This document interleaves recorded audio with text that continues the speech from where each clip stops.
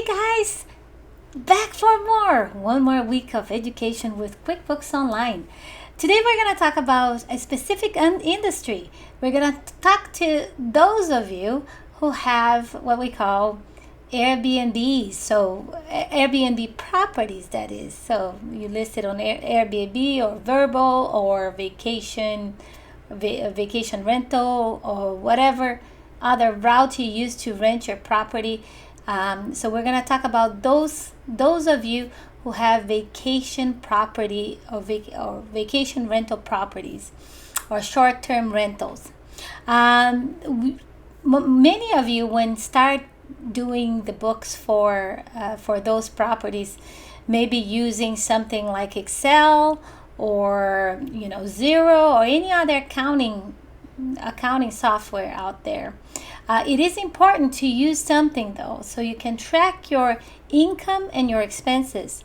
There's different ways that Airbnb businesses are set up. One way is when you actually own the property, right? You own the property that you're renting short term, and then you put it in the books as a property. And then if you have a mortgage, you have the mortgage on that same book, and then you deduct, of course, when you have a loan, when you have a mortgage on that property, and you make a payment, it's not going to be all towards the property mortgage. It's going to be some interest expense and some payment to the liability. And then keep in mind that with those long-term assets, you don't just expense them in the first year. You're going to amortize it according to the life of the asset, right? So your CPA will be able to give you advice on how to amortize those properties. Keep in mind, I'm not here to take the place of your CPA to advise you how to amortize or how to do your books. I'm just giving you guidelines on how to use QuickBooks specifically in order to keep track of your accounting. It is very important for you to understand, regardless of how you do it, it's very important for you to understand how you are doing. And in order to understand how you're doing, you have to have proper accounting manners or software, whatever you want to use, right? Okay, so one of the things that I want to talk to you is for other of you. So I mentioned first if you own the property, but there are some Airbnbs where the business does not own the property. The business rents the property from somebody else, and then they rent short term to people at Airbnb, right? So that's the one other way for you to do Airbnb business, and of course there's some good things and bad things for both of them. So if you own the property, you have a little bit more flexibility, and since you own, you may be able to do a little bit more and have a little bit more assurance that that property will be available for you to continue doing the short-term rental. If you're leasing from somebody, we heard of property owners that changed their minds. They don't want any short-term rentals, so they don't want to extend the lease, and then you have to search for other properties. So those are the bad sides of owning or just renting from somebody else. And there are those of you who actually own the property but have it on a separate firm as an LLC, and then you rent it from that firm. So we're going to talk about how to account for those in QuickBooks Online. The third option is kind of similar to the second option, because you're actually renting that property. Even though you're renting from yourself, you're renting nevertheless, and that rent is an expense. it's not, when you're when you're paying a mortgage, it's not an expense. You're just paying on your asset. But when you're actually renting it, then it is an expense, right? Okay, so why should we use QuickBooks Online? I mean, you have the option, like I said, of using Excel or another accounting software, but with Excel, the problem might be that maybe you're missing expenses or missing some information, and you don't have the same capability for reporting. So it's a little harder for you to get the reports that you need to find out how you're doing, right? It is possible. It's just a little more difficult because you got to understand a little bit more about Excel in order to come up with those reports. Now, Xero is a good software as well. Some of you may be using that. I just prefer QuickBooks because that's my software of choice. But Xero is also a good software that can be used. And Peachtree, there's other. NetSuite would be one for business a little bit more robust when you get to a certain point. Yes, I do recommend to choose something like NetSuite. All right, so we're going to go to QuickBooks Online, and we're going to talk about a few accounts that you're required to have and how you're going to account for that, okay? All right, here we go. Okay, let me maximize here. I know this is not a short-term company. This is just Craig's Design and Landscaping. It's our sampling company, sorry. That's what we have. But we can create accounts here, and you can understand how it works, okay? The one thing that you want to have organized for AirBNB is on the very top, you're going to have income, right? And that income is short-term rental. You can call whatever you want to call short-term rental, services, whatever it is, you can select that one. I do not recommend to have multiple. If you have multiple properties, I do not recommend for you to have multiple income accounts for each of the properties, especially if you come with like 100 properties. You don't want to put an income account for each one of them. The way to track them is just to use tags.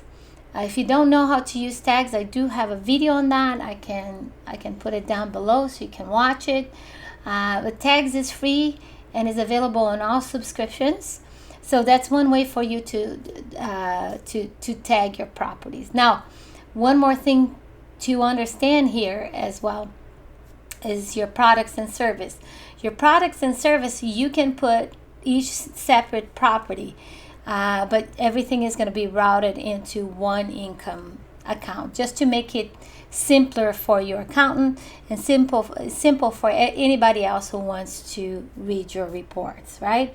So there is a couple of three important reports those are the basics of any company. The first one is the profit and loss. The profit and loss is going to tell you the story of how you're doing within that year. It is all the income minus all the expense and what's your bottom line. There's also the profit and loss by percentage, which is a little variation of the profit and loss, but that way you can find out what's your total income, where it's coming from, and what's your total expense and where it's coming from. The next thing is going to be your cost of goods sold. Your cost of goods sold for any short-term rental is going to be either your interest expense if you own the property, and depreciation on the not depreciation, but definitely the interest rate, because it's a direct cost, and any kind of direct cost you have to provide that services, such as cleaning services or pest control. Those are direct, well, not necessarily pest control, but definitely, if you rent, it's going to be rental, and definitely cleaning. Cleaning it's a direct cost of providing those services. Anything that is a direct cost to you that you can track it to the specific property, you want to put it in cost of goods sold. Even though you're not selling a product, what we are what we are actually doing is finding out what's your gross income before your operation expenses, right? So that's very important. That's a very important number for you. You want to make sure you keep that cost of goods sold within a certain parameter so you can make sure you maximize your income. All right, so to create the accounts, like we would go to account and chart of accounts, right? And like I said, there's certain things. There are certain things that you want to have in there, and some of the accounts you want to have, like I said, is cost of goods sold. We may have it here already. Because this is just a simple account. Cost of goods sold, yes. Okay, and cost of labor. And cost of labor could be your cleaning services. You can create an account. Okay.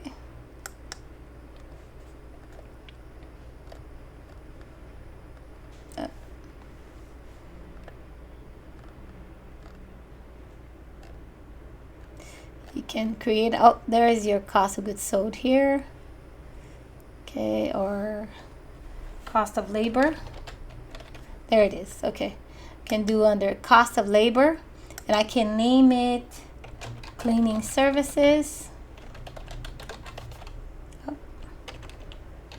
Okay, and it's going to be under cost of labor, right? That's an important account. Another important account would be, like I said, another cost of goods sold here, which would be the rental itself.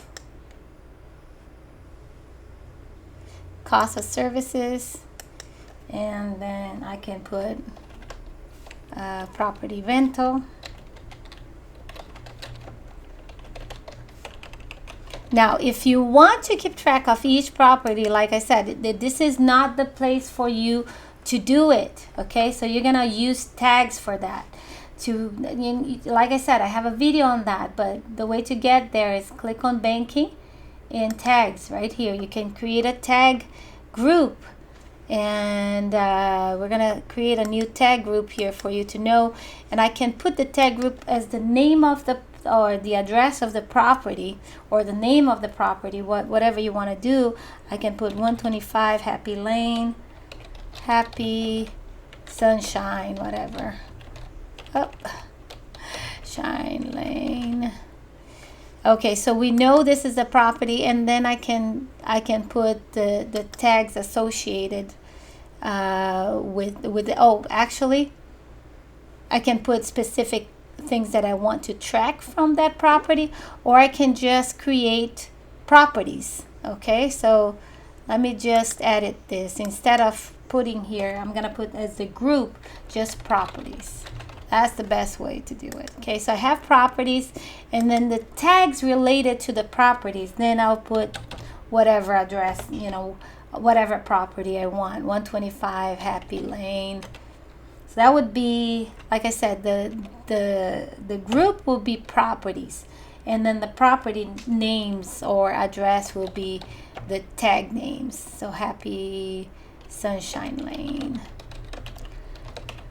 Okay, and then I'll you can add as many as you want. So if you have 100 properties, fine.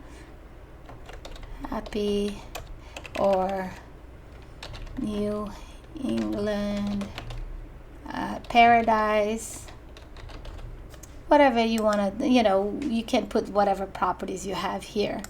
And the way it works is that when you tag the income, or when you categorize the income, you want to tag it to whatever property you have.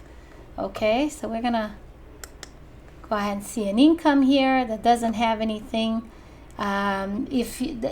Obviously you're not invoicing your clients because you're receiving the money, the payment directly from VRBO, AirBNB, or vacation rental, whatever services you are using, right? So when you see the income, you're just going to categorize this. If there are fees, you can do a split, and you can include the total amount of the income. So let's say that Airbnb, Airbnb, is that Airbnb? Is that how you say it? How do you write it? I guess so. AirBnB, I think that's it. Okay, there you go. I'm happy with that. All right, so here I am going to categorize as income, right? Service, whatever, or rental, short-term rental income, whatever you want to call. You can create an account right from here. By the way, it's not a bank, it has to be income. You got to be careful when you create an account from here, because you want to make sure that you create the right kind of account, right? If I want to create an income, I don't want to create a bank account for the income. It has to be income. Okay, so I'm going to call it service fee income, and I'm going to call it short-term rental. Or I can even put AirBNB income.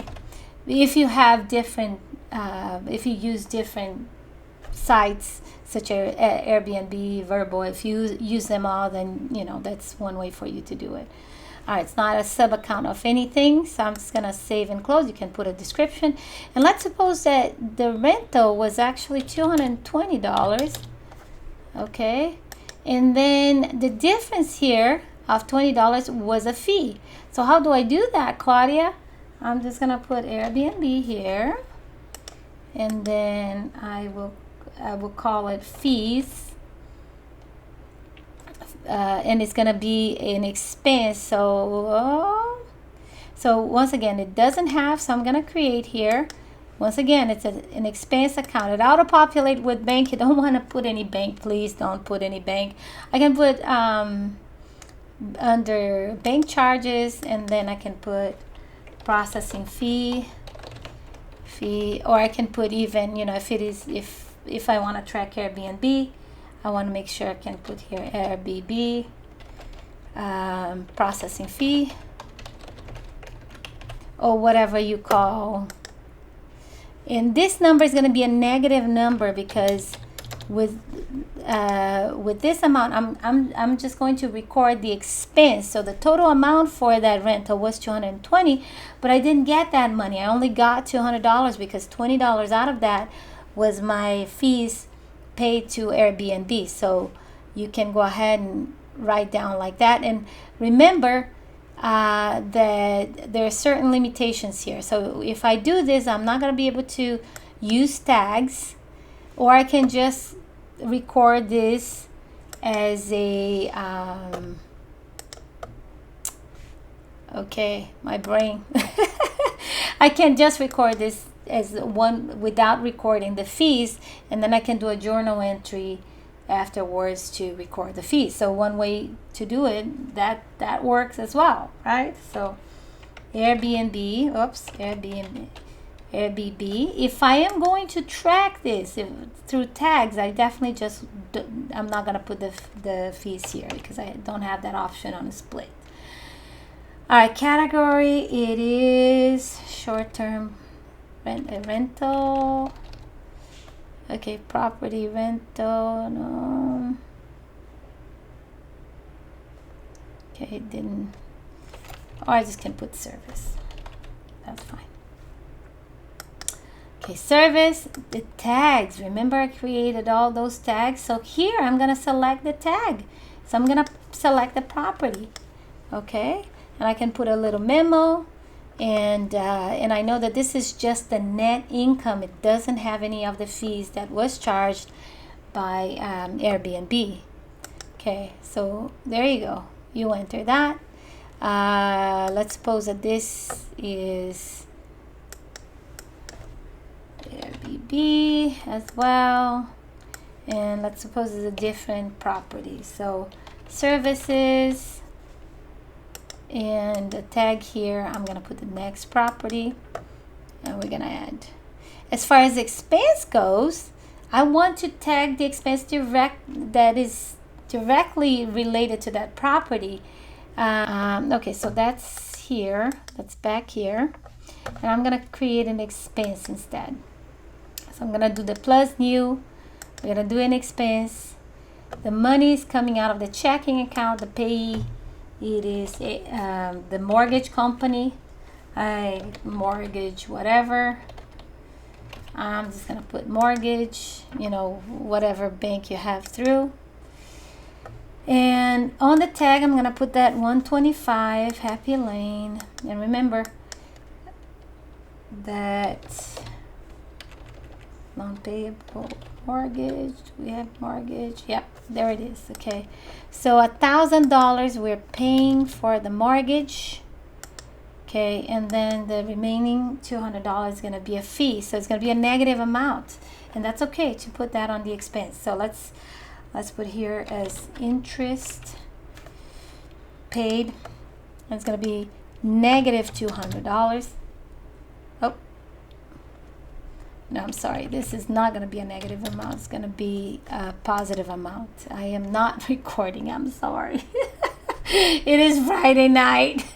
I need a jump start on my brain. So yeah, this is an expense, so it's just I'm recording an expense, so I'm good with that. Okay, so it's going to be positive, both positive. I'm adding to that. So there is some situations where I put a negative amount, but not this case, if it is a deposit, not a expense. Okay, so we're good here. We're just putting as checking. The date is fine, and now I'm going to save and close. And voila, I'm going to refresh the page, and there it is. Okay, so now I was able to put a tag. So you do have to use expense, not journal entry, because journal entry still doesn't have the option for us to add the tags. All right, so here is, like I said, this one is a different option. Is if you don't own the property, if you just rent the property, how you're going to record that. And that's an easy one. So I'm gonna put that you rent from rental homes. I am keeping it simple. Please forgive me. And then here it's gonna be an expense account or cost of goods sold. In this situation, it is a cost of goods sold because it's a direct cost to you to provide those services. It's not cost of labor, it's other costs of services. And then I can put rental cost as the name of the account, and I'm gonna save and close. And of course I want to use my tag here. It's going to be $250. That's the one that I don't owe. So I have the rental cost, rental homes. I'm going to add this transaction. And I did add the tag. So now if you want to see, of course the expenses has to be all matched. Now we don't have a lot of options here because all this has been entered already as far as to be matched. This is just a simple account. But I can record an expense here manually. Let's suppose it's not coming from any of this. Okay, there you go. There's some expense here. Okay, let's suppose that this expense is related to cleaning services. So I'm going to put cleaning by Barbie. Barbie does everything, so including cleaning. There you go. And then it's going to be a cost of labor, a cost of services. I'm going to create the account. So it's going to be a cost of goods sold. And this one is going to be cost of labor. And I'm just going to be cleaning services. So you have to have those cleaning services in order to have those properties. Some of you may not have that because you do it yourself, but of course you have 100 properties, you're not going to be doing it yourself. And of course if you're running a business, you want to get out of those kind of activity as soon as possible so you can focus on growing your business and not doing the little things, right? So I'm going to say that this is related to the 125 Happy Sunshine Lane, and I am going to add this cost. So this is quite simple, just because I wanted to show you how your reports are going to come up. Okay, we're going to go to reports and we're going to do just a profit and loss. Keep in mind, tax doesn't go into the balance sheet. It's going to be mostly for the profit and loss. So you can track. So I just click on the regular profit and loss, but I want the profit and loss by tag group. Okay, that's what I want, and I need to put specific dates. I'm gonna do cash. And of course, this is a sample account. It doesn't have, okay, properties. Oh, there it is. So you just have to display by properties, which is my tag group. And then you're gonna see the two properties, see the income for the properties, and the rental cost in this one. Okay, and the cleaning services. See that? So so we don't have expenses. Okay, and so we have the total cost of goods sold. It's 150. Okay, and then the income. So here is $50.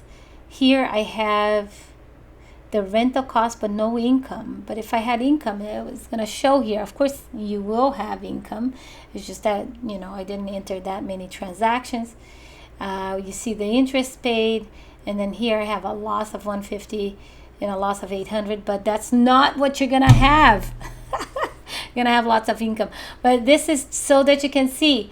So you're going to click on profit and loss by tag group, and then you're going to select the tag group that you want to use it, which is in this case properties. Okay, all right, there's different ways for you to do it. You can use it by class. You can use classes as well, but the difference of classes versus tag is that class is only available if you have a subscription for QuickBooks Plus or Advanced. So if you have Essentials or Simple Start, this feature, the classification feature is not going to be available, but tags will be available on all subscription, and it's pretty simple to use. So like I said, you can go in banking, and it's one of the tabs over here, or you can actually go on the gear menu, click on all list, and tags are going to be here, or you can click on the gear menu, tags are going to be here too. So different ways to get to where you want to get. All right, yay. Okay, so this is it. All right, hopefully this was useful to you.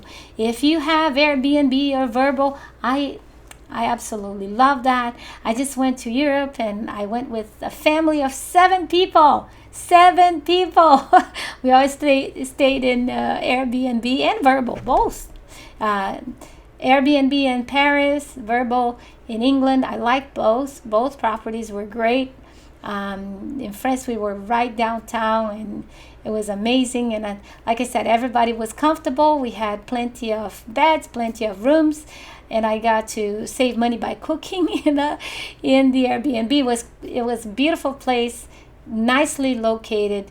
I absolutely loved it. And in England was equally nice. It was VRBO and easy access to all the transportation, and like I said, everybody had their separate beds and bathrooms, and were comfortable.